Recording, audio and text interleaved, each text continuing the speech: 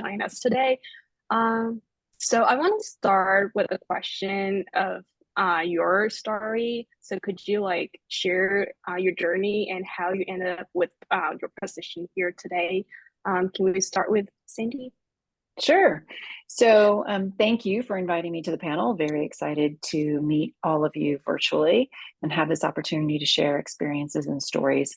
So, I'm Sandy Milligan, and I started out a long time ago thinking I wanted to be an ambulance driver and went off to college. And it turned out that I had a lot of friends that were pre-med, so switched over to pre-med. I was able to join George Washington Medical School as one of their students, but I also needed to pay for that. And so I took an HPSP scholarship with the military. You may be familiar with that. It's sort of like ROTC for medical schools. So I had a military scholarship. Turned out to be one of the best decisions I've ever made, despite the fact that it was just so unexpected along my journey. So I went to George Washington, and I got to say, the military experience was fantastic. I did my basic training in Fort Ord, Monterey. I did 6 months in Tripler in Hawaii. I did my internship at Letterman Army Medical Center in San Francisco. And then I was stationed outside of Fort Myer next to the Pentagon. So, not bad. And when I was at Fort Myer, I was a general medical officer. So, had my year of post grad training, the internship in internal medicine, and then basically had an adult outpatient clinic. And during that time, so that was about a 3 year service, it was during Iraq War One, Desert Storm. So it was a really interesting time to be in the military. And just for a lot of different reasons, I decided not to immediately pursue a residency. But I did decide to take the LSAT and go to Georgetown Law School. So off I went to law school. So I worked in the military from 7 in the morning till 3 in the afternoon in my Army uniform, jumped out, went into my civilian clothes, went across the bridge, and went to law school. So got done, right, with an MD and a JD, and initially thought I would defend doctors. Now, I just want to put a plug in there. If you happen to encounter a lawyer, they're not all bad, right? And it doesn't mean you did something wrong. And so I did medical malpractice defense for a number of years, but it was challenging in different ways. And I had an opportunity to go and do merger and acquisitions, venture capital financing, and licensing for healthcare companies down in Southern California, where I was based. And did that for a few years. It was fantastic. Also kept up my medical practice, mostly volunteering. And then one day got a call from Amgen Biotech. Now, this is a long time ago when Amgen had two products, and they weren't kind of the oncology powerhouse that they are today. And I actually entered biopharma through the law department. So I joined the law department and was there for 3 years and got a call from someone who was rising as the head of R&D. And he convinced me to go over to regulatory affairs. And so regulatory affairs, it's very strategic. It's how do you accelerate your programs to get the right attention from the different agencies, US and Europe and global, in order to get the products as fast as you can to the patients so those innovations can help the patients. So I did regulatory, and frankly, I just, over the, I hate to say it, decades of being in biopharm, I just went on different paths. I tried different things. I was in regulatory for a long time. I went to Genentech. I was there for a few years, and then I went out to Merck right when Merck started developing Keytruda. Obviously one of the PD-1 therapies, and that was a fantastic experience. Spun out to Organon, which is a women's health company, and I was there for about 4.5 years as head of research and development. And recently left Organon and have taken a position with Aspira Women's Health, which is a bit of a left turn for me because it's a diagnostic company. Now it focuses in gynecological health, and we have a marketed product for ovarian cancer monitoring, and we're working on endometriosis. So that's me in a nutshell. Easy peasy. This is not easy peasy. Your answer is like super diverse. I'm very curious, from like all this experience, medical school, then law school, then you went to army as well, and then big pharma, now like women's health company. I Tiny don't know pharma, like yeah. what is what is like the lesson that you learn at each of your like stage, And how is this diverse background of yourselves help you like throughout your journey? I think it's a great question. And I would say it's being open-minded to the next opportunity. And there are times where someone asks you to do something along your career that may not quite feel like a promotion or what have you. And in corporate world, you either lateral, so you move a little bit sideways, or you move up. Sometimes you move a little sideways and maybe a little down. But what I go for are the experiences. So I've never thought, I have acquaintances who said, well, I need to be a vice president by the time I'm 40. And I don't see that as a career aspiration. I see the career aspiration as what can I learn next? How can I add value to the work that I do? And recognizing when am I no longer adding value? And when is it time for either a change for me or a change for others? And so I think on my pathway, what I learned was do what you love and don't do it anymore if you're not loving it. And so that's, I mean, what do we call a non-traditional career path is what I've had. It just feels like a zigzag, right? Zigzag, zigzag, zigzag. And I've loved every minute of it. Every minute of it. It stays new. It stays unique. I meet different people all the time. It's not for everybody, right? It involved a lot of moving. I moved my family a few times, but I've enjoyed every minute of it. Yeah, I guess as long as you're loving what you're doing, like the challenge with the transition is actually the easy peasy part, I guess. That's right. That's right. Yeah, well, thank you so much for sharing. And then I think we'll move on to Michal. And could you share like your story? Sure. So hi, everybody. I can't see anyone. I hate when I can't see faces, but that's okay. My name is Michal Elovitz. I'm a OBGYN, maternal fetal medicine physician scientist. I did my training at Einstein and then Cornell, University of Chicago. And then I spent 23 years at the University of Pennsylvania. I was the first recruited tenure female physician there, and that was in the year 2001. I was the only one when I left. We can speak about that at a different time. And I grew a maternal and child health research program there. My research has always been bench to bedside. And I think what's always driven my research, or I know it has always driven my research, is the outcomes for women. And over those 23 years, I think the basic principle that I have boiled everything down to is that we will not transform women's health until we understand the biology that drives women's health. So we can increase access to care, we can remove bias from care, and we can implement the best evidence-based medicine to care. And we should do all those three. And we will improve women's health. That's a given, right? That shouldn't even be discussed. We don't need studies to show that will work. We know those three things will work. What they won't do is they won't transform women's health. And that's where we really need to make these really deep dives into breaking down silos across academia and industry, academia and nonprofit, and within academia itself to really drive innovation in women's health. And so I transitioned about 1.5 years ago to Sinai, where I took on the role of Dean of Women's Health and Research, and as director of this institute, who's, I think it's the only one in the country that is focused specifically on female and sex-specific biology. And my mantra is really, we need to get more OBGYNs to do women's health, that we need to break down the silo, but we also need to incentivize and implore and encourage those outside of women's health to bring their innovation and technology to women's health. And so that's kind of been my course. Happy to take any questions, but that's kind of it in a nutshell. Yeah, I think like your experience is actually very different from Sandy because you kind of stay in the field for like a very long time, which I think is really excellent. I think really excellent because I think it's really hard for a person right after graduation to really pick a field with the passion and just keep going on that path. So I don't know like what motivate you to choose women's health, to choose be a physician scientist in your early years right after you finish your medical school. So I think Sandy alluded to this, and what I would encourage, again, I don't know kind of everyone on the call what level you're at, is first of all, do not ever assume you're going to be on the same path. I would actually say specifically academia really kind of encourages that, lose that, like early on. Like, you know, when I was fellowship director for 10 years and but what I always used to tell my fellows or when I would interview people is, tell me what you want to do for the next 3 to 5 years.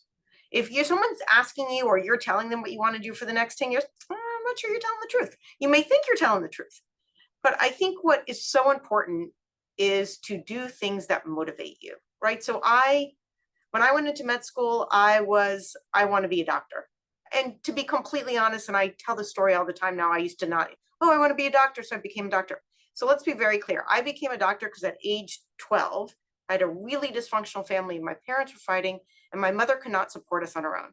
And I said I was going to be a doctor or a lawyer so that I would be financially independent. That is the that is the true calling that I had. There was no other calling than that. And I hope this doesn't make Sandy mad. I picked being a doctor because a lawyer felt too easy. So I also have to be careful where I say that. I said that in a room of people the other day, and I got a little bit like all quiet. I was like, oh, damn, it's all lawyers in here. But then as I went through high school, even where I did like anatomy courses, interestingly enough, and then pre-med, and I was a history major, so I was still not completely committed. I loved biology and I loved anatomy. Like I loved it. Like I was that geek in med school that was like, it really would annoy you as med students. I was like, move out of the way. I want to do this. I tutored anatomy. Like I just couldn't get enough. And so I just kind of kept doing things I was excited about. And I almost picked surgery instead of OBGYN because there is something so amazing about being able to fix something, right? I think some of us go to become doctors because it's that urge to fix. But when I thought about it as a career choice, I thought I'd get bored being a surgeon. And when I looked at the OBGYN and the rotations and all the different fields within it, it seemed so much more. And then it was true. And then I did a residency and I loved it. But then I really liked the complicated stuff. So that's how I ended up in maternal fetal medicine. So I think the point I'm just trying to make is at each stage of the game, it has to be something you care about. And I'll be honest, when I went into fellowship, I wanted to do research. I don't know where everyone is in their course. Everyone says when they're interviewing for fellowship residency, I want to do academic medicine. By the way, we had no idea what that meant, especially back in the day. So I did fellowship and then had to do a thesis project. And I wanted to do something meaningful. And so I did actually something with the one person who had a lab. And then I realized I could answer questions for women in a very different way than I could by caring for them. So that was one way. But my impact by doing research was different. And each step of the way, and there's a lot of positive feedback, right? You do research and you find answers and you make a difference. And you're like, oh, wow, this is a powerful tool. And so I think you just have to be open to each way, to each point in the step of your career that motivates you. And for me, it's always been this, or different aspects of this. That is very inspiring answer. Thanks a lot for sharing. And I guess next we'll move on to Allison. Can you tell us a little bit more about yourself? Sure. Well, first of all, I want to echo Sandy's thanks for the privilege of being a part of this group and being able to share a little bit of my own learnings along my own journey. So I too am an obstetrician gynecologist by training, and I practiced old-fashioned bedside generalist OBGYN for about 20 years. And first I was in the Brown University system, and then I was in the Harvard University system, but very much a generalist, staying up at night, placenta, blood, amniotic fluid, meconium in my hair, the real bedside, authentic stuff.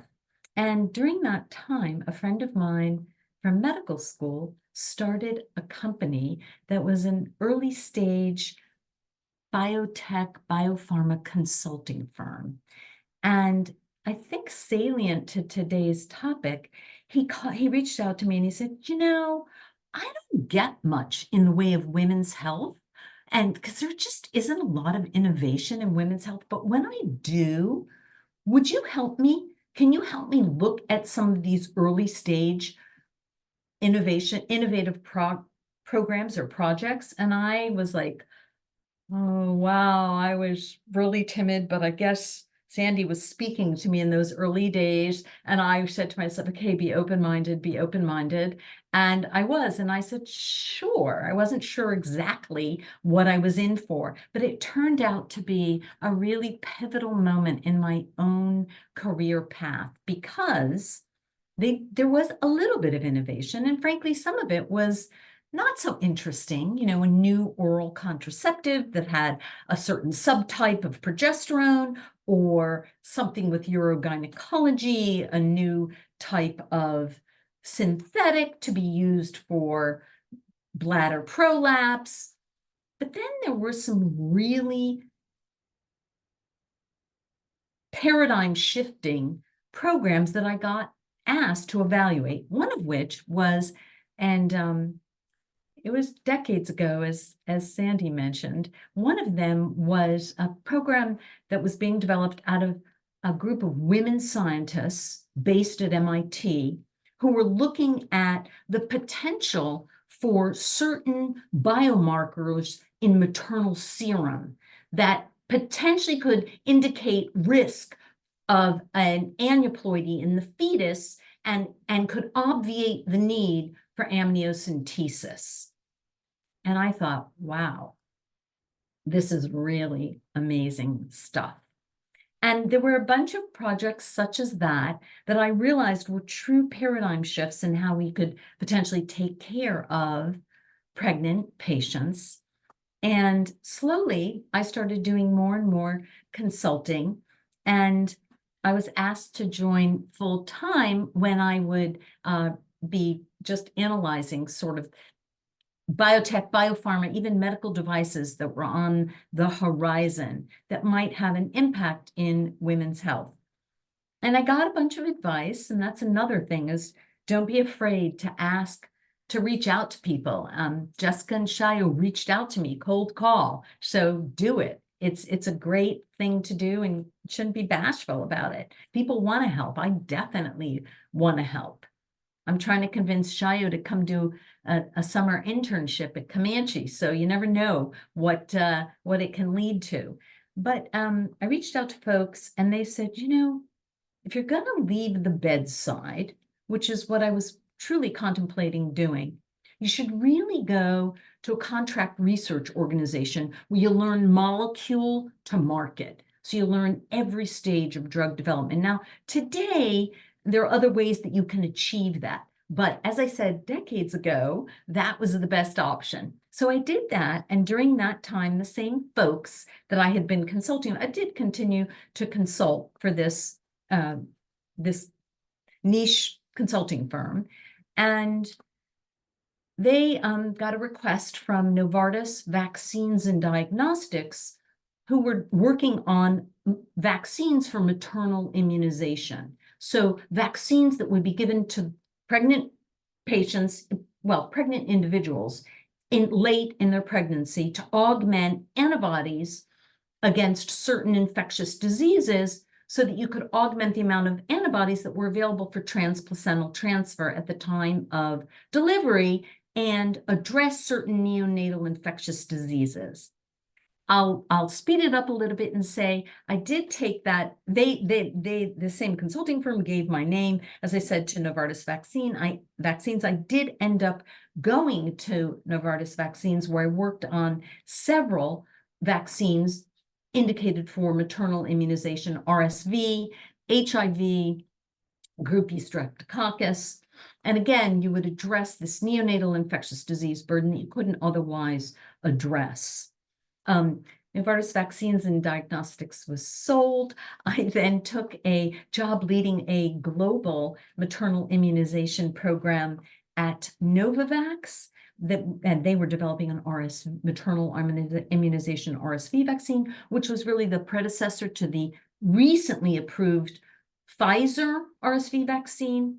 And regrettably, that vaccine did not work. And at the time that I had interviewed for the Novavax job, I had also interviewed for a job at Moderna, which most folks probably know at this point. And, you know, I said, look, I'm an OBGYN. I really want to do this maternal immunization. You guys don't even have any human data yet. Short version, my vaccine failed. Moderna called me the next day and said, are you ready to come? I went to Moderna. That was pre-COVID, and it was wonderful. People at that time thought I was a little bit crazy to go work on a nucleic acid-based therapeutic, certainly a nucleic acid-based vaccine. But another thing that you've asked others is, you said, well, what would you tell folks? And I think I would say, in addition to Sandy's advice about being open-minded, I've always been driven by the science. And so even though folks said, oh my God, those nucleic acid vaccines aren't going to work, I thought, well, if you appreciate how vaccines were historically made by making proteins exogenously, and this method was going to make the protein antigen, in this case, for example, the spike protein, endogenously, and therefore elicit a much more broad initial immunogenic response, I thought, well, yeah, it's a long shot, but if it works, it's going to be a paradigm shift. I spent just about 6 years at Moderna, where I was the physician lead for the phase 3 pivotal efficacy trial for the COVID-19 vaccine program. And about a year and a half ago, the folks at Comanche reached out to me, and I think you're going to ask us to speak about our current gig a little bit later, so I'll hold off. But it was, for me, going full. I chose to go to Comanche because for me, it was very much full circle. It was using all of those experiences of working in drug development, being a bedside doctor, working in nucleic acid-based therapeutic, and the opportunity to bring a truly innovative therapeutic to the field of obstetrics and gynecology. And I think I certainly wouldn't want to speak for Dr. Elovitz, but I think it alludes to something she said, which is to, think about almost not even interdisciplinary, but how can we leverage some of the science that's going on in other disciplines and bring that, for example, to women's health or OBGYN. So I think I'll stop there, and I'll wait for your additional questions. Thank you. Actually, we're going to ask you about, we noticed your experience in vaccine development previously in Moderna, and we were very curious how, you transit from OBGYN into, vaccine development. But I think you already explained it's actually very related to, your previous experience, and you've been, working on this field, probably in different aspects, but still, keep working for the women's health. So I guess I actually don't have a very specific question for your journey for now, but I think we can follow up with what you mentioned in your journey, because I think the biggest transition you said in your journey is very related to new technology developed in elsewhere but can apply in women's health. And I think this is something Michal also mentioned, that is kind of the purpose why we have this Women's Research Institute here in the hospitals. So I guess for now, we'll switch to Jessica to ask you a little bit more about your current work. Yeah. So I think transitioning into your current work, I think one thing I would like to highlight is that, each of you shared that you received medical training, but now in your day-to-day, that might not be a majority of what you do. And I'm curious, one, I guess, why did you originally pursue the medical training, which I think people have answered for the most part, but if you wanted to augment that to answer more so, how do you feel like it's benefited you in the work that you do right now from day to day? And how has it shifted kind of your perspective on the problems that you are kind of seeing in the day to day? And what does that look like for you now? So I was seeing patients until a year ago. So I think, respectfully to everyone who does science, I think there is something pretty transformative to have to be taking care of women across their life course and have to say, I don't know all the time, right? I think there's something about understanding how women present, about their symptoms, about what they struggle with at each part of their life, from menstrual cramps to infertility to preeclampsia to endometriosis to ovarian cancer to menopause. And I just think that there is a lens that drives research that the clinical experience provides, which is why we should break down more silos and do more team science, because there are just things that it's kind of really hard to know without being the person at the bedside. And I just think it gives you, so obviously being a woman also gives you that lens, but it gives you a whole other host of different things to be the patient. But I think to be the provider of giving women's care is just an incredible lens to have to help drive the research agenda and innovation, in my experience. Absolutely. I think being there, as you said, being the person saying, I don't know to all of these questions, I think really internalizes the need for what you guys are doing in a whole other sense. Especially repeatedly again and again, you're kind of faced with these problems day to day, and then realizing the pace at which things are moving is probably not satisfactory. But I would like to definitely open it up to Sandy or Allison if either of you also wanted to chime in. Yeah, sure. I mean, I didn't practice medicine for long, just 6 or 7 years, and in a general practice setting. And I would say for me, the medical training and the experience gave me a foundation from which to grow. And I have spent the majority of my life in biopharma, and I really enjoy it. And I think without having that medical clinical background, I wouldn't have been as effective in the sense of really seeing end to end, not just thinking about the science, but also thinking about the clinical studies like others have, but also thinking about how we actually get the product to the patient. And I think the legal training has been interesting because that helps me navigate the regulatory environment, the payer environment, and the health authority environment, if it's other than the regulatory affairs. And so I would say I'm one of those generalists. I like leadership. I like pushing organizations to effectuate the promise of the science through their R&D programs.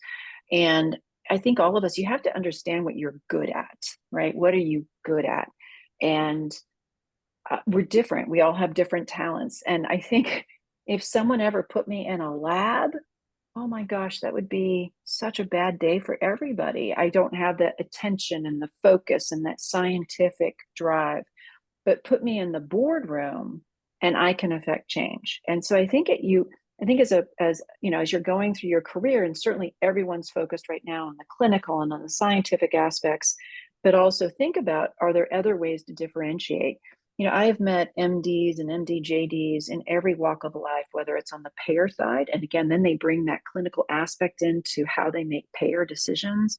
You meet them in the pharmacists, CVSs, and the Walgreens of the world. You meet them in the health authorities, of course. And so I think there's this natural point that wasn't talked about 30 years ago when I was going through medical school. What else can you do with your medical, clinical, scientific training if it's not a traditional pathway, whether it's academic or community-based? And I think being open and just listening to your own thoughts, right? Is this what gets me up every morning? Or, is there something different? And then, like Allison did, start exploring other opportunities, depending on where you want to be, and reaching out and having those conversations to see, if that's the spark that lights your fire for the next 5 to 10 years. And I just want to echo, thanks, Sandy. I want to echo what you said about leveraging your experience, because if anyone would have told me that I would be doing what I'm doing now today, I just couldn't have even imagined it.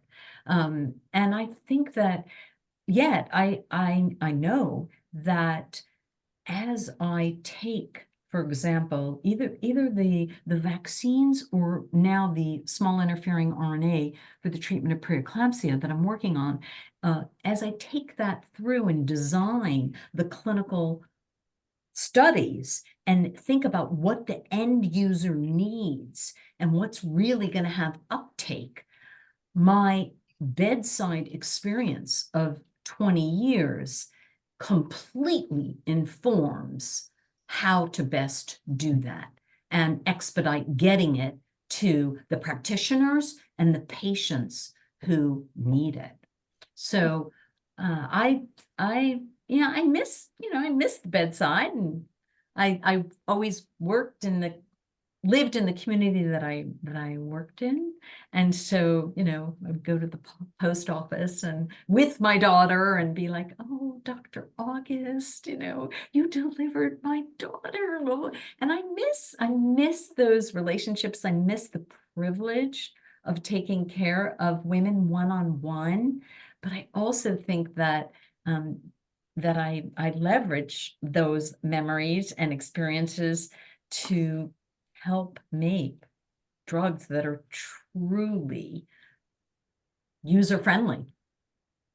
Yeah, no, absolutely. I think you guys have all brought up a lot of key points and how doing the day-to-day practice gives you a different lens on how you want to implement what you do to make it not only like effective, but also very, very practical in its solution. So I guess kind of transitioning from that to the practicality of really what you guys are focused on, what do you feel like are the key unmet needs today for women's health? And we can start more generally, and how do you feel like your work kind of helps fit that? And even more broadly from that, what direction within your work or outside of it feels most exciting to you right now within women's health? Well, I'd like to start on that one, if it's okay, because I'm working on a very innovative therapeutic for preeclampsia. And the treatment for preeclampsia hasn't changed in, well, you could say in the last 150 years, and that would be accurate. But the reality is that we have ancient Greek, Roman, and Hebrew texts which talk about preeclampsia and women's death from preeclampsia and presumably eclamptic seizures. And for me, this is a really sad, unaddressed need. The risk, if you are a woman of color in the United States, your risk of dying of preeclampsia is 5 times greater than for white women. And therefore, it's the leading cause of maternal death for Black women. We got to do better. If you're a woman in Nigeria or India, the mortality rate from preeclampsia can be as high as 25%. And in the United States, preeclampsia remains the highest cause of maternal morbidity and mortality, and it's rising. So, the only thing we've had so far is preterm delivery. And it's almost as though preterm delivery has been normalized. And yeah, maybe we're making it safe immediately for the mom or for the baby, but it leaves not only immediate but lifelong consequences for both mom and baby. And the sequelae for the women is really only being better understood now. Things like postpartum hypertension, risk for stroke.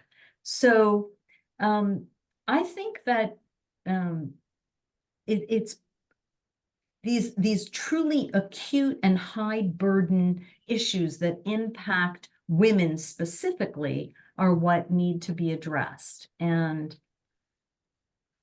I think that I'm hoping that this unique approach of a small interfering RNA, which aims to lower the protein soluble FLT that about 20 years ago was identified as a causal protein for preeclampsia, can finally be addressed.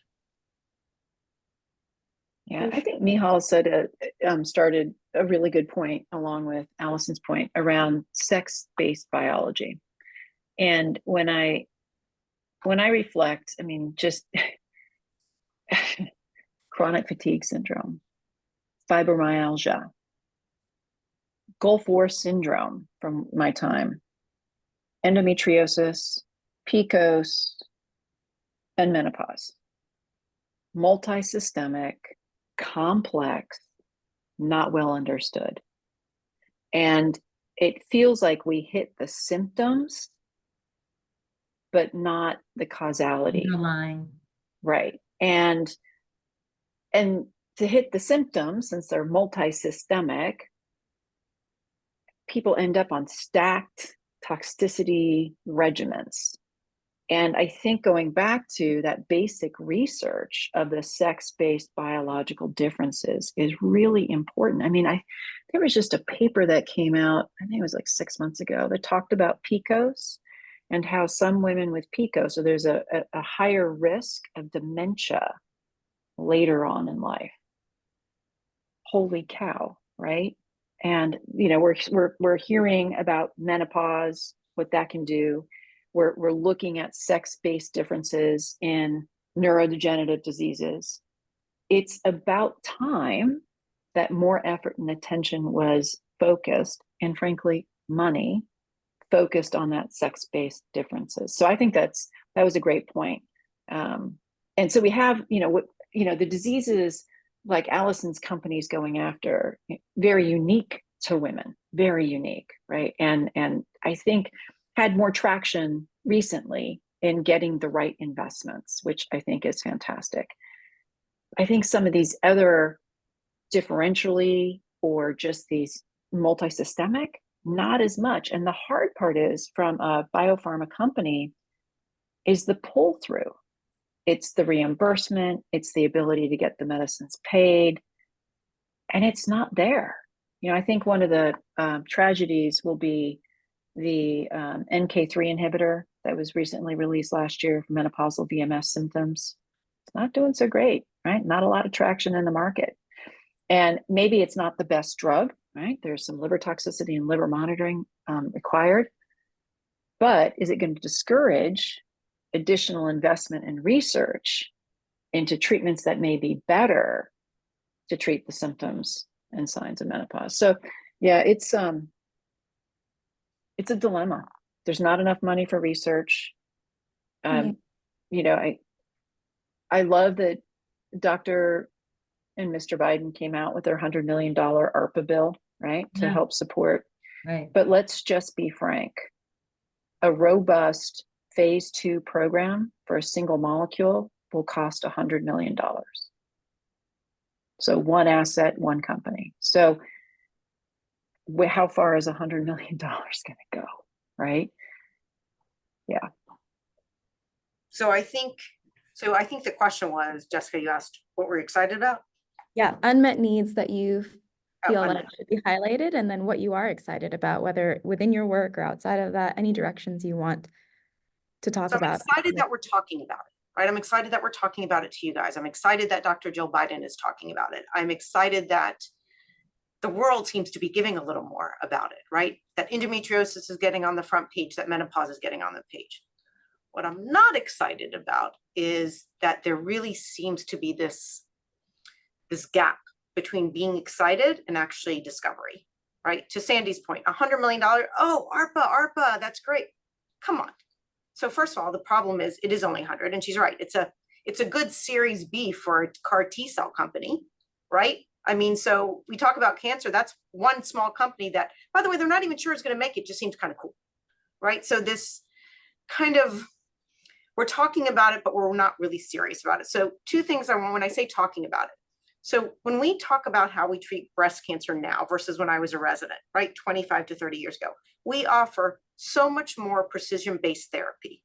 And a lot of that came up, if you know, in you guys, I don't know if you know this history, right? A lot of that came up because of BRCA, BRCA testing. And to be honest, a bunch of Jewish women on Long Island got really pissed. And they started talking, and more women started talking, and young women dying from cancer, and people started talking. And it was advocacy groups and change in Congress that got funding for breast cancer. And now we genotype your cancer. We think about the pharmacokinetics of the chemotherapy to best suit your cancer. And we do all of this very precision-based approach to cancer. I'm going to take you to ovarian cancer now.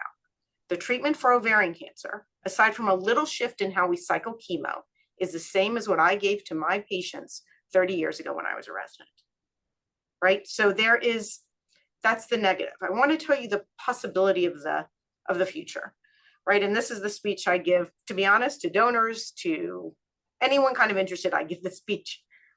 COVID-19, we did an amazing thing in 18 months. We did some things not as fast as people think we did, right? So the LNP, right, the platform for the mRNA was already there. Why was it there?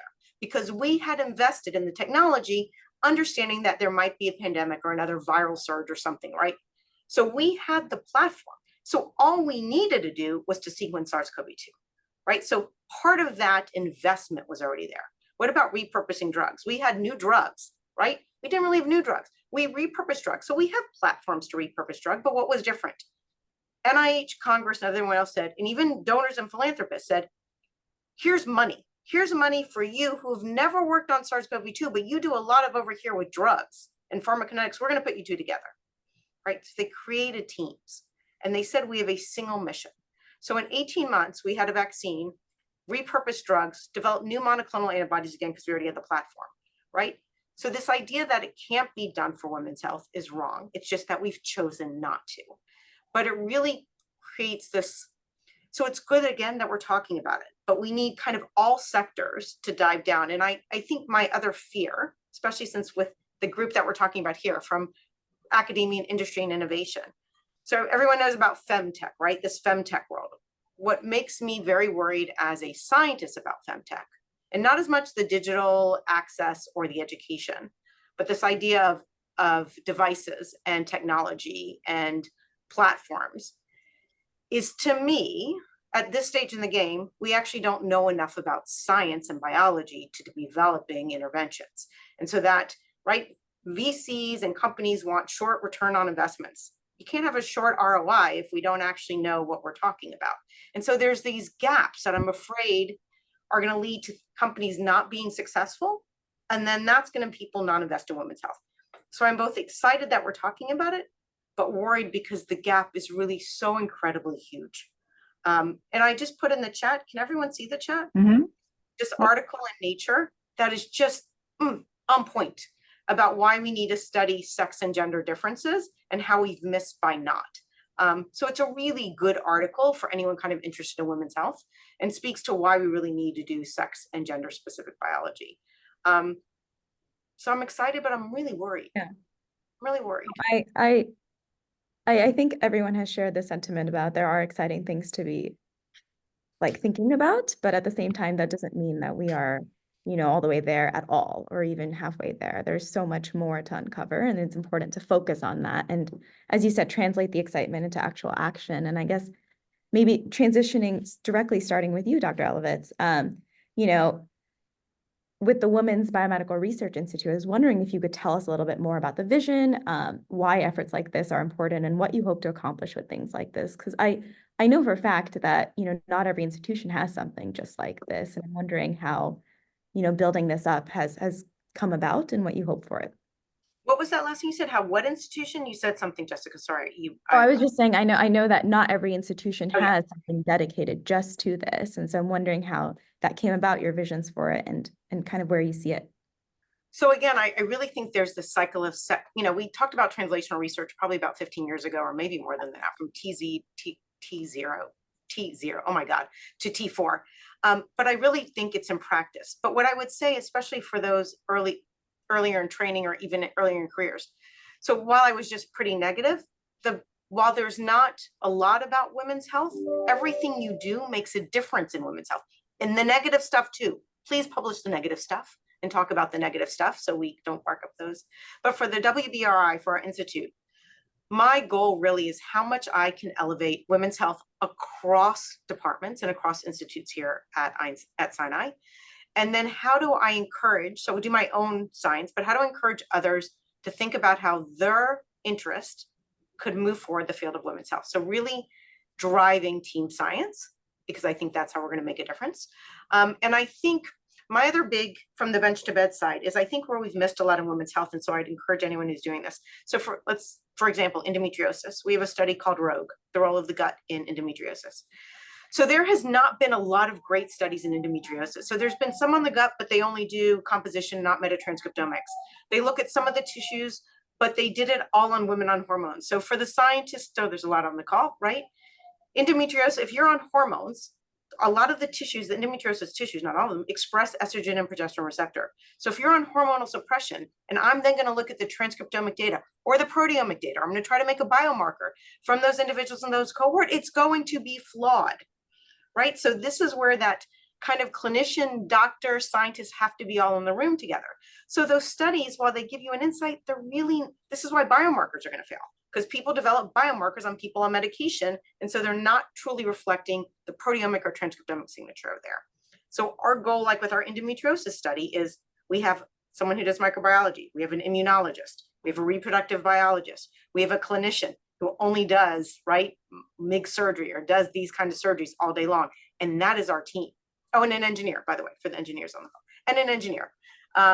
So we have all those people as part of our team. And when I say part of a team, you have to contribute, right? We have to be doing this in the most rigorous way. The other thing that my institute is pretty big on the side, so we very deeply phenotype people. So what are your lived experience? What are your exposures? What are your symptoms? What are the outcomes? How can we rigorously and detailed? So if clinically we're wrong, so to Allison's point about preeclampsia, we call preeclampsia like almost anything with hypertension and pregnancy. So you need to be able to get the individual data to then say, does my molecular phenotype, what we call it, correlate to clinical presentation?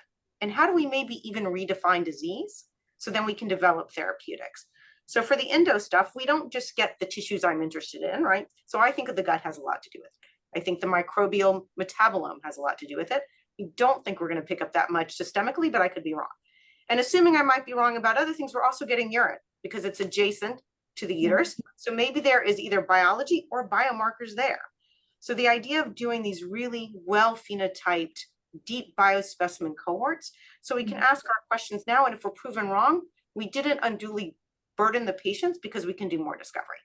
So that is kind of the thematic way that we approach everything in WBR.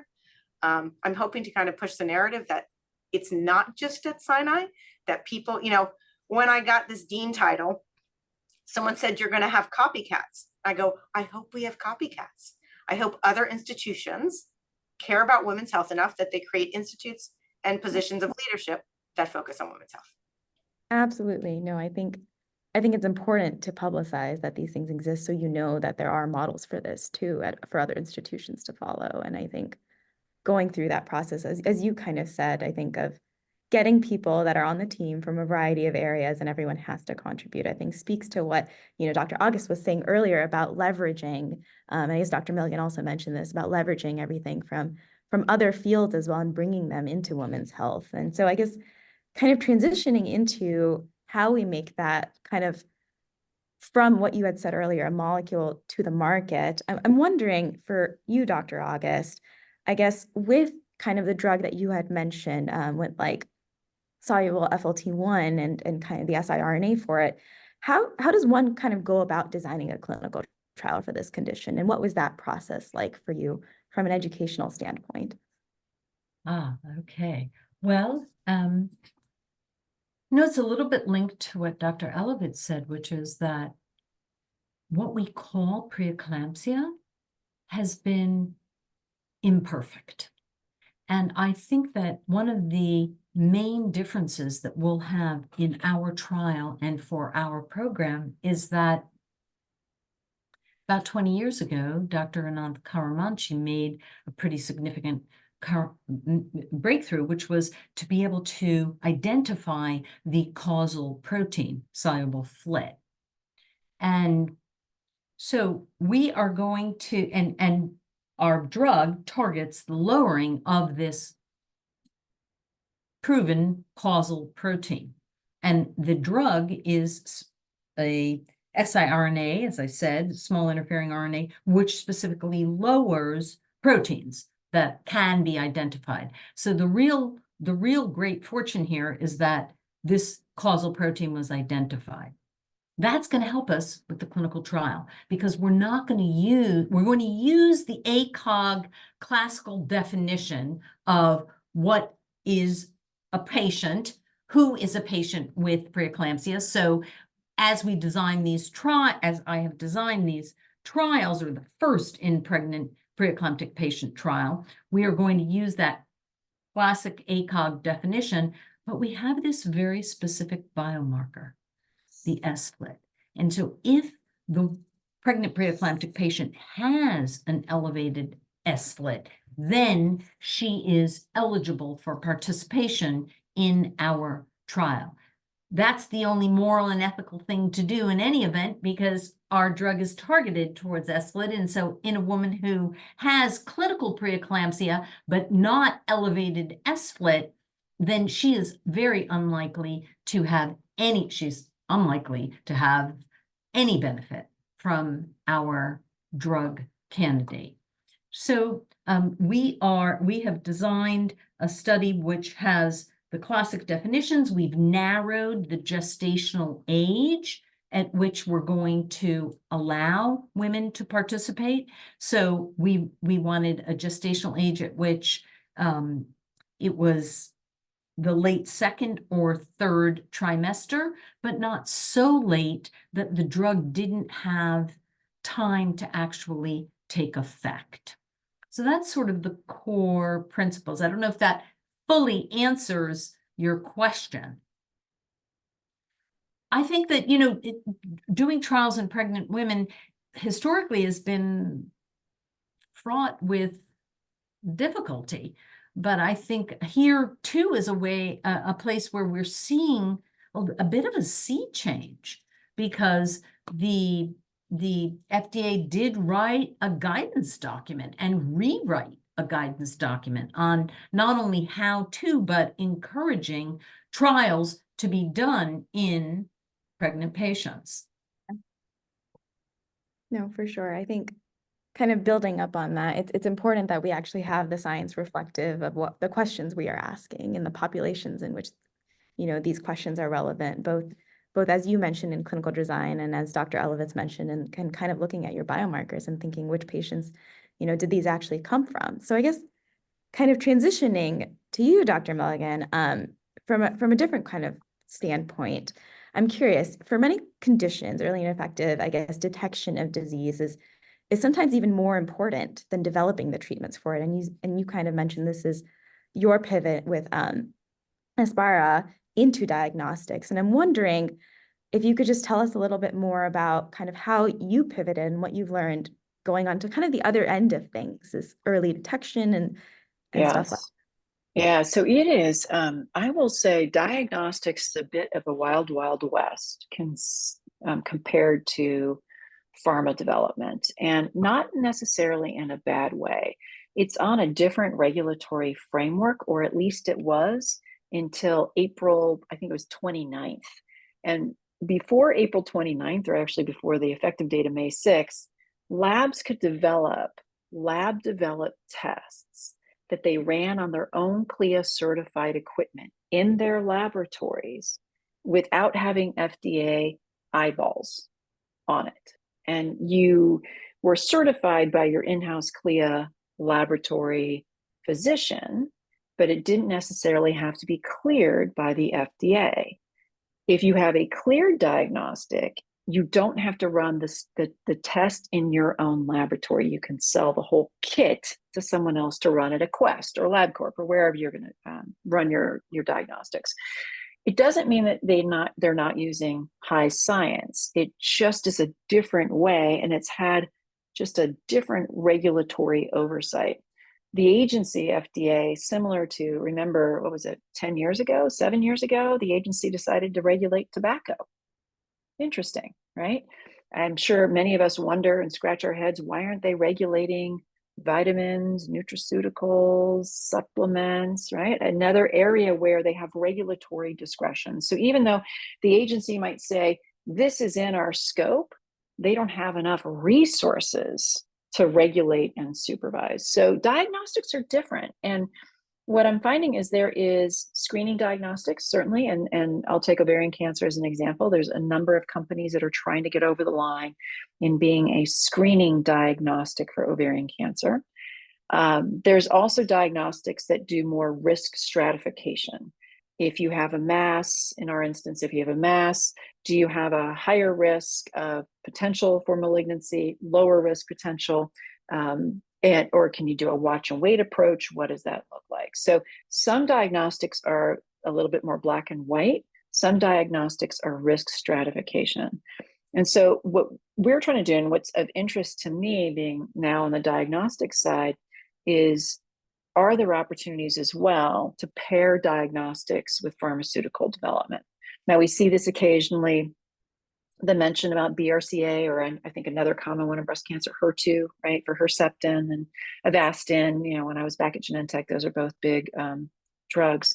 But we don't have as much of the predictive and prognostic diagnostics that would help physicians more specifically select the right therapies for a disease course stage or that particular patient. So I think diagnostics has been a little bit of the stepchild where pharma is. And when you think about diagnostic companies, there's very few that are developing diagnostics. It's a very expensive business. It's not well funded. There's LabCorp and Quest. They're very good at commercializing diagnostics, but there is not so much focus on that tool or developing those tools to help physicians. The other interesting part that we see is, and this is not uncommon in diagnostics, is trying to change the practice of medicine and trying to change it, maybe streamline it, make it more efficient, what have you. And I would say the academic centers, they pick up new innovations relatively quickly. But the farther you get out in the community, the slower the change happens. And that could be everything from, out in the community, you may not have just OBGYNs as for instance, practicing women's health. You'll have, internal medicines and, everybody, because there's not enough doctors, right? There's not a specific OBGYN, nurse practitioners, PAs. And so how do you implement innovation rapidly? And then, of course, in the healthcare ecosystem that we have, even if you had, the right physician, the right diagnostic, the right pharmaceutical or therapeutic, you may not have a payer who's going to pay for it. And because the level of evidence, they have a different level of evidence. So we have two different types of studies that we basically run in big pharma land. You have the studies that you run in order to meet the regulatory requirements for approval, which have a certain rigor and clinical evidentiary platform that you have to meet. And then you have clinical studies that will increase your chances of getting paid for. And they're not necessarily they're not necessarily the same studies. And so I know that there's a lot of focus on prices of drugs and such, because I think people, they know how much it costs to get to the line of being approved.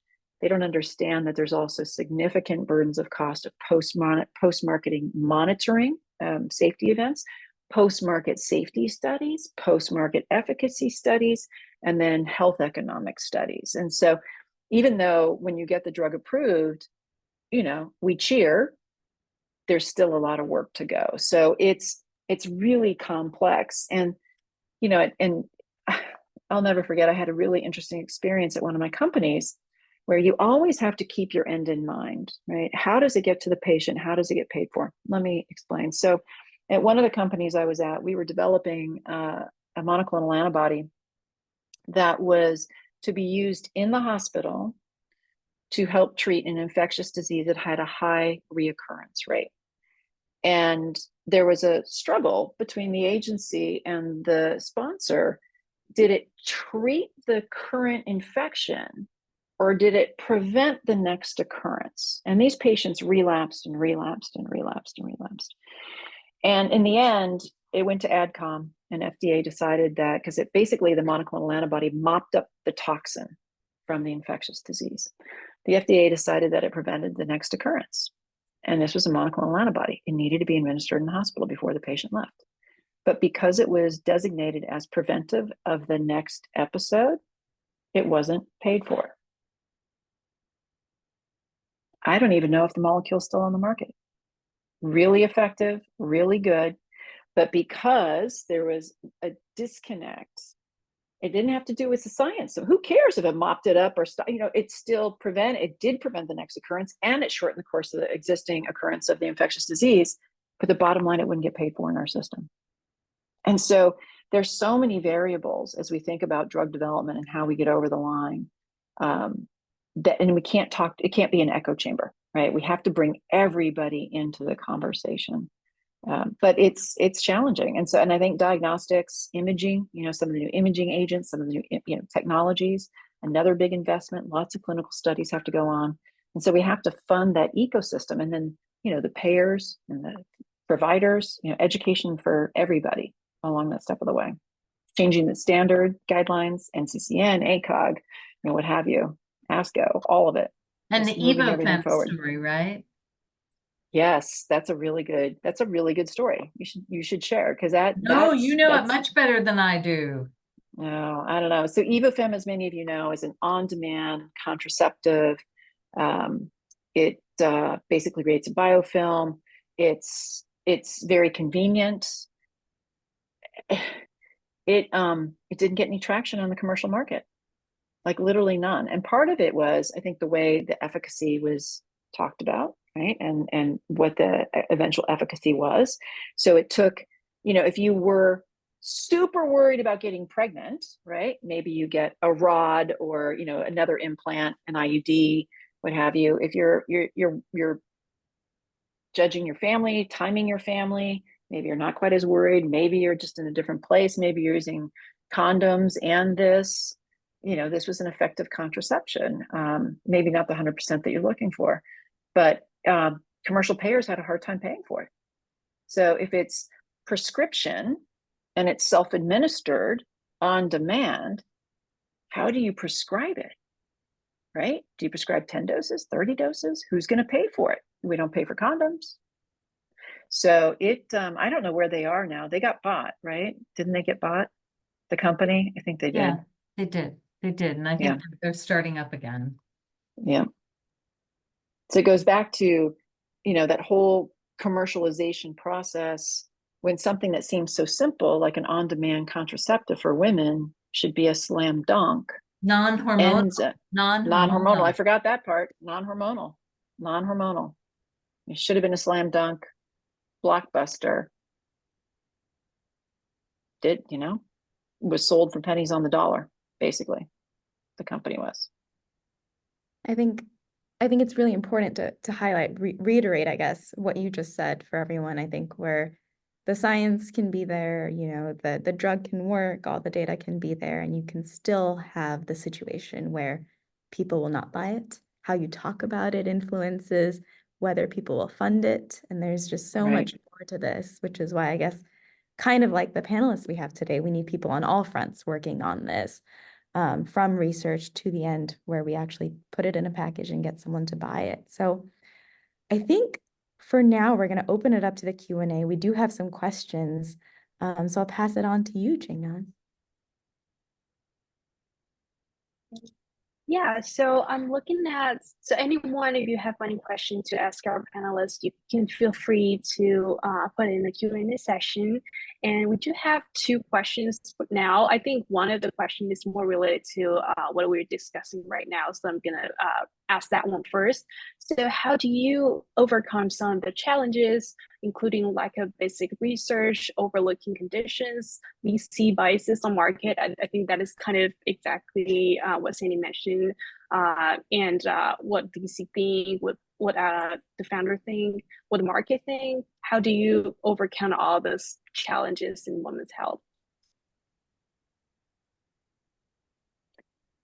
So I think you're seeing, actually there was this great quote that I heard: a crisis, women's health, can spark a movement, which I think is where we are right now. We see movement everywhere. But if we're not careful, it eventually becomes a racket. And I actually really like that statement. I think it goes to where Michal was saying about femtech. 5 years ago, it was femtech. And I didn't quite understand what they were talking about, because honestly, I saw everything from vaginal weights to do your exercises that talk to your phone. And I personally don't need my vagina talking to my phone. To, legit digital applications that help women monitor their cycles so they can increase their fertility or avoid getting pregnant. And what you saw was a swarm of VC money going to any company that had femtech in their mission statement. And some of those companies were successful, most of them were not. So then the venture capitalists said, well, there's no money in women's health. There's no money in women's health investment. And so I feel like there was a spark, there was a movement, and then there was a bit of I don't want to say racket, because I think that's too severe, but I think there was a rush to what people thought was easy money because it wasn't biology based, because it wasn't scientifically investigated and rigorous. And so I think that it's great to be excited, and we should be, where the funding is. But I think we always have to hold the line to make sure that the solutions are data-driven, science-based, evidentiary-based.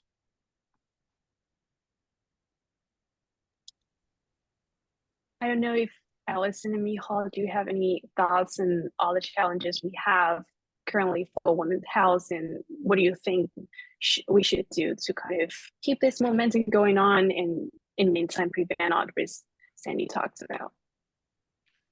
So I think it's, as we talked about, I think you need to be an advocate in whatever, whether you end up in industry, nonprofit, academia, wherever you go, you just have to be an advocate. And then you have to be an advocate for rigor, right? I think we are so desperate for answers that we want to jump to them. And I think we just have to, right? The goal, we can't lose the goal. The goal is to improve health for women, right? And so it's so tempting to kind of go on that, think about a short runway and the next step, and we're going to do something. But if we don't do it well, right? And so I know everyone says perfection is the enemy of good. Sure. But compromising is also not tending to the goal of improving women's health just to get something out there or done or published is not making a difference for women. So I think we need to be really committed to being advocates and to rigor in all of the aspects. I mean, I would only add, driven by science. It's basically the same thing. Just the scientific rigor is critical. And okay, thanks all for sharing this. And I'm going to take another question in Q&A. So what kind of resources have you found particularly useful for the streamline of innovation solutions in women's health, including if there's specific grants, funding resources, experts that you suggest to reach out to?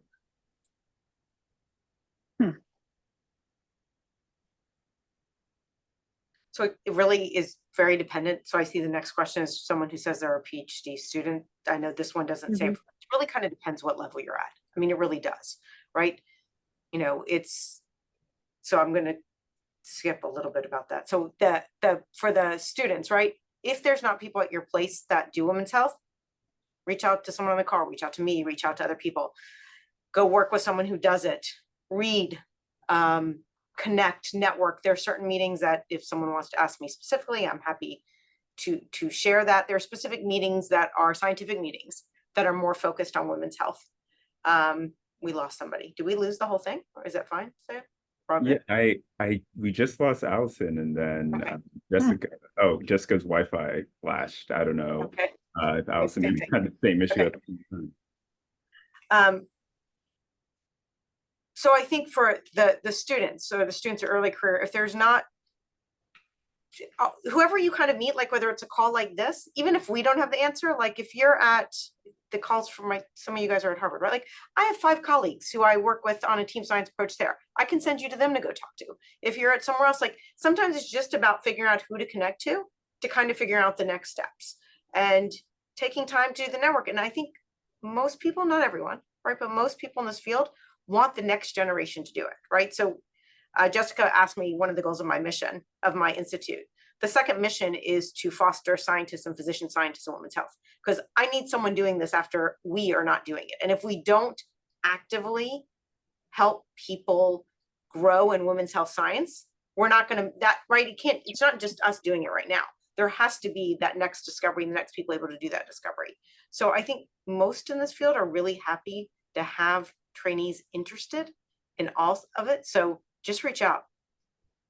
I think that's great advice. And I think that if you're thinking of a non-traditional career path, I think LinkedIn is a great place to look for mentors and connectors.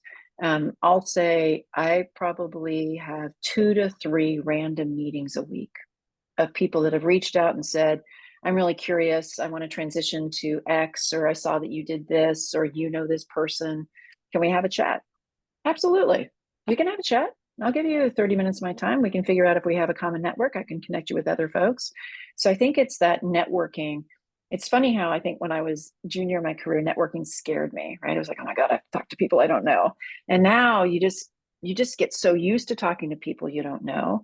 And what you find are people are genuinely pretty happy to help. And so I think I think Michal's exactly right. Just reach out and ask. And it may not be a love connection, right? But you might find that next love connection and really spark your interest where you want to be. Thanks. I think that kind of covered the question asked by medicine. And I think there are two questions asking about going to med school after undergrad, and also asking if pursuing a PhD is necessary for academic medicine. I think these two are more related, so I don't know if you guys can share your thoughts on this. So I don't have, med school. So first of all, if someone said what to do, the path after med school, go to med school first. You're going to change your mind. Absolutely. I mean, I think Sandy and I like gave that again, right? I mean, right. I was going to be surgeon. I was going to do this. I was going to be a pediatric surgeon for a bit. I mean, right. Enjoy. And what I have to say about med school, especially when it relates to women's health, and actually one of my mentees was telling me, she was telling her mentees this, even if you have no thought you're ever going to go into OBGYN or women's health, every specialty, except for one, urology. Well, actually, no, that's not like male urology, but even urology, all of them care for women. So get the most you can out of every rotation, even if you have no plan on going into it. Right? I mean, I will tell you there were I think that's exactly right. I really did not, I mean, respectfully on the call, ENT, I was like, I have doctor's appointments this week. I mean, I was like, oh my God, you're only talking about the ear. But aside from that, just enjoy it. Do you need a PhD in top, I'm assuming in top, doing a dual degree? So I will tell you, I don't have a PhD. I feel like the situation around me being able to do research, that I was very fortunate. I will tell you some of and I've been very fortunate. I've had a lot of NIH funding. I had able to do things that was really great. I do think, while a PhD is long, there's something about learning how to operate in a lab, be in a lab, understanding how to prepare research that I learned on the fly that was much harder. I almost think I know that I could have done more if I had elected not to, because back in the day, speaking about plans, I was never going to do research. So I declined to do the MD PhD, just FYI, to see where we are now, just to show you that you have no idea where you're going to end up. So I think the dual degree does help. And then I will also tell you, I have tons of MD PhD students, not tons, but some who really wanted research careers, get into the clinic and they're like, never mind, I want to take care of patients. So just, again, be open, but I don't think you absolutely need one for a research career in academia. I do think it helps. So it's not it's not that easy of an answer. Yeah, and I think the other part about research, academia is one thing, and if you decide to go in industry, because some of the large pharmas, at Merck, we had a $6 billion R&D budget. $6 billion. That's a lot. We had laboratories everywhere. We had research going on everywhere, and it took a village to do the research. And so you obviously have your PhD scientists, you had clinicians, biostatisticians, regulatory folks, operators, manufacturers, because you're thinking about the manufacturing process from day one. How are you going to manufacture this drug, right? How are you going to manufacture that vaccine? So I think that there's a lot of pathways, even if you decide not to get a PhD, to the point, if you want to do academic research, I think, to your earlier point, getting a PhD probably makes that path easier, right? Smoother, less bumpy. But I think that there's a lot of different places to really be effective in research. So I would just not close any doors. Yeah, I think some of the question asked about how to join in and promote women's health, I think both of you have mentioned is just to reach out to people who are working in women's health right now and see how your experience and your previous knowledge can help in kind of help with the innovation. And there is another question asked by Erica. How can innovators overcome the limitations you discussed within the healthcare insurance system? Is there reform of the horizon of payer access to women's health? How can we just work around the current system? I think you kind of mentioned like you need to bring everyone into the table and discuss. And is there any other suggestion you can give to deal with the limitations and challenges?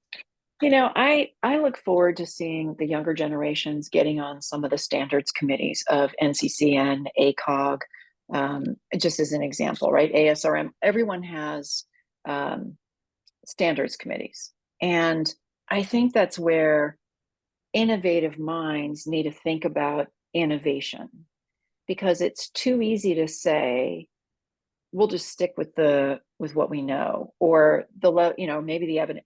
I think that we have to think more creatively and work together with those societies to understand, well, what is the level of evidence that would make you comfortable to recommend a certain course of therapy, a certain diagnostic regimen, or whatever we're talking about. And I don't feel sometimes that there's enough open dialogue between the researchers, the innovators, the sponsors, and the committees or the society or the people who are actually making the decisions. And so, lowering that barrier, because I've been in pharma for a long time, and everyone knows, pharma's reputation is terrible. It's just terrible. And, as I like to say to my doctor friends, unless you're, and not even I used to say, well, unless you're a surgeon and you don't use anesthesia, you need pharma because you have to treat your patients with something. And so why can't we all play together instead of, playing in separate four squares? So I really think that advocacy to join forces is really important, because this is a problem that we can solve. We can solve this. We just need the right minds and the right attitudes, and making sure that we're pulling forward all that great innovation into the hands of the providers and into the patients. I mean, that's what's important at the end of the day.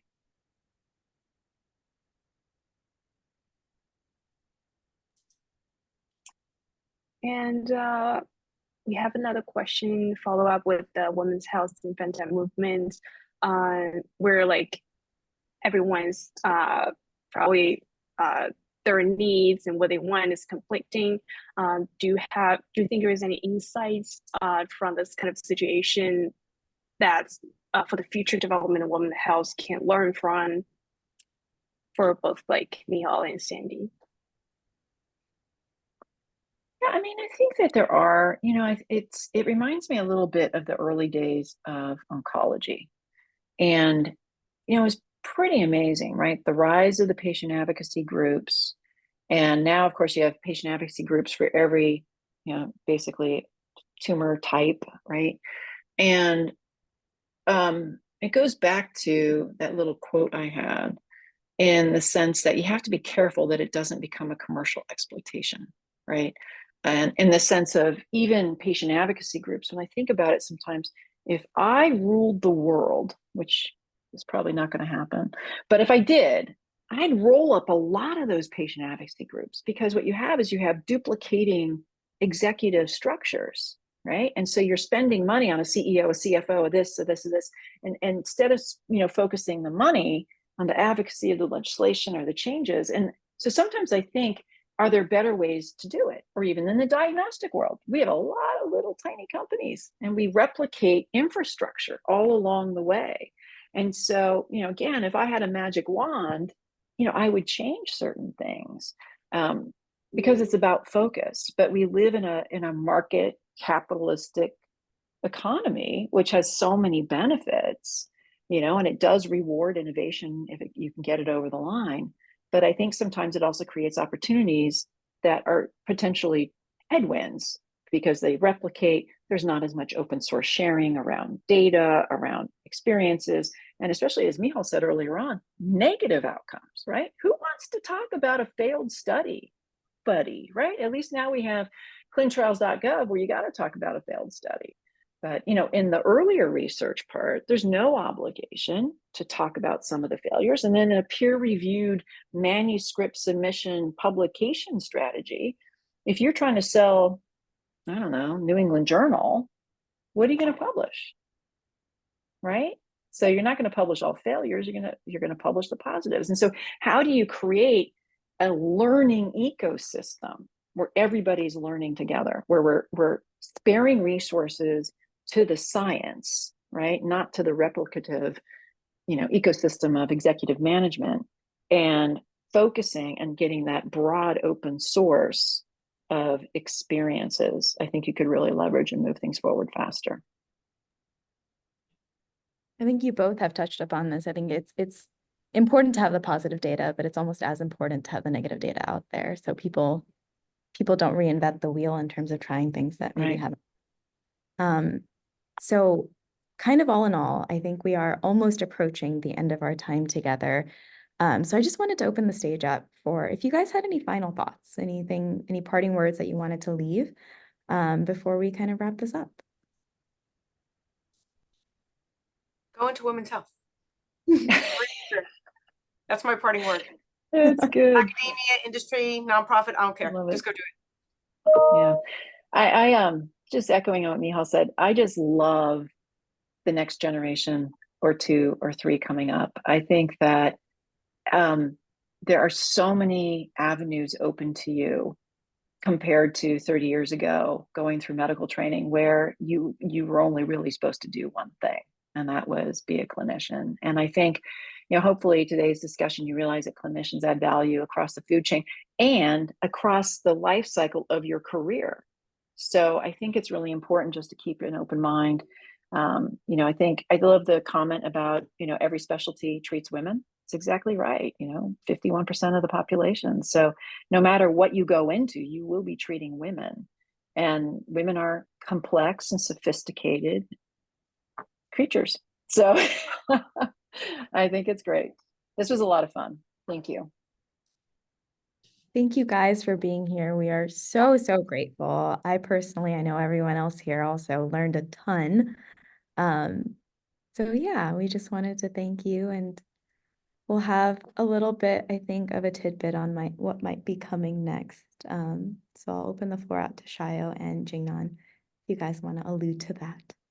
Yeah, Sandy and Michal, thank you so much for joining us, and to our audience, thank you so much for listening in.